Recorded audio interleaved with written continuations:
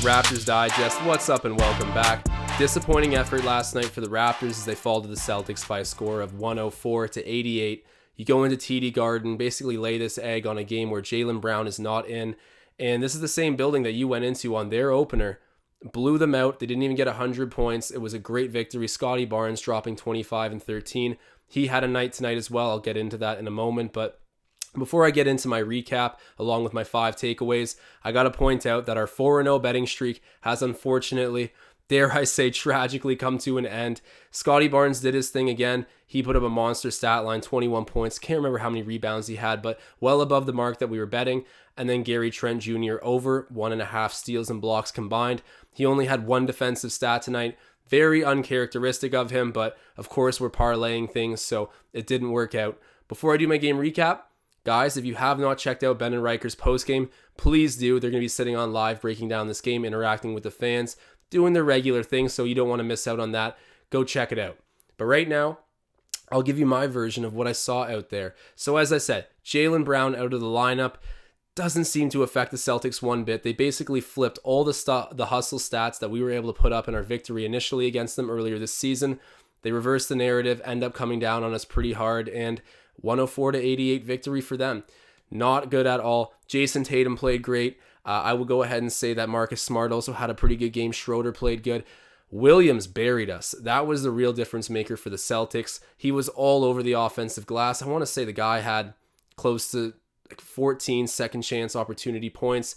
He played great, exploited our weaknesses. Difficult game for the Raptors. I would go, our star power was very, very mediocre this game. Not what you want to see. I don't think that they completely no-showed, but it's not enough to get past a team like the Celtics that had a great game plan tonight. And Scotty Barnes was the only consistent part of the Raptors' effort. Khem Birch stays out of the lineup. That continued to hurt us in the hustle category, especially on the glass. But let me get into my 5 takeaways to really specifically break down what I saw out there. So first takeaway, I got to tip my hat. Superb game plan for Boston. They hunted down corner threes and exploited the zone that we were in initially. Nick Nurse needing to make an adjustment, which helped a little bit, but obviously Boston still got theirs. And then the rebounds. That was just, they sent Williams to crash the glass. We out offensive rebound them last game that we beat them. They completely flipped the script on us. It was a good game plan by Boston. They pulled ahead and basically never looked back. And I gotta chalk it up to some great coaching on their part and going in with the right approach against the Raptors. Hopefully we can come back stronger against them next time. Takeaway number 2. I don't even know where you're Scotty Barnes, the most consistent part of tonight. 21 points. And I'm really excited to see him get to the line the way he did tonight, because as a front court player, getting to the free throw line and hitting your free throws is going to be a needed asset. So Scotty Barnes showed an ability to not only score, but get fouled and convert at the free throw line. 21 points leading all scorers. He was the most consistent part of tonight. That's a huge takeaway for me in this loss. Then we got to go to takeaway number 3. So Pascal shot 7 times, recorded 8 points, had 4 turnovers, and I'm starting to feel like, of course, we're going to extend him some benefit of the doubt. There's going to be a grace period, but he went out last season struggling. That's no mystery to anyone. And then he comes into this season, not fully healthy probably, but, recovering from a shoulder surgery, which is supposed to get him right back up to speed. And it's clearly not there yet. I am a little bit worried. I'm at the point where I want to convert Pascal into the old role he was in, where you run the floor, get hustle points, take open shots, hit open shots. Him as a primary ball handler has not worked out for this team in recent past. I'm speaking even beyond this season. And right now I'm not seeing any indications of that changing, unfortunately. The issue with sending him back to his old role as sort of a rotation guy, or I wouldn't even say rotation guy, but a hustle player, is you pay him $40 million a year. So that's just a tough pill to swallow if you're the Raptors management, even though it might be the best thing to get some impact out of Pascal at this point. Takeaway number 4. What has happened to Chris Boucher? This guy he's so dynamic. He had some great games against the Celtics last season, if I'm remembering correctly. And if not them, he's had great seasons all over. I know he torches the Mavericks when he faces them. Chris Boucher, he can jack up threes, play hard defense. He's all over the court on both ends. And this season, he's just a ghost. It was rough to say the least for Chris. He had 7 minutes played. I think maybe a basket, airballed threes, bad defensive mistakes. I just, more than anything, I miss his defensive presence. I could live with a reduction in the offense. I think it makes sense, right? That he would maybe take a step off offensively after last season where he just had complete free reign. But the defense is gone with it. This is a concerning observation. A lot of people are calling for Chris to be traded, along probably with Dragic in a package somewhere to maximize the return.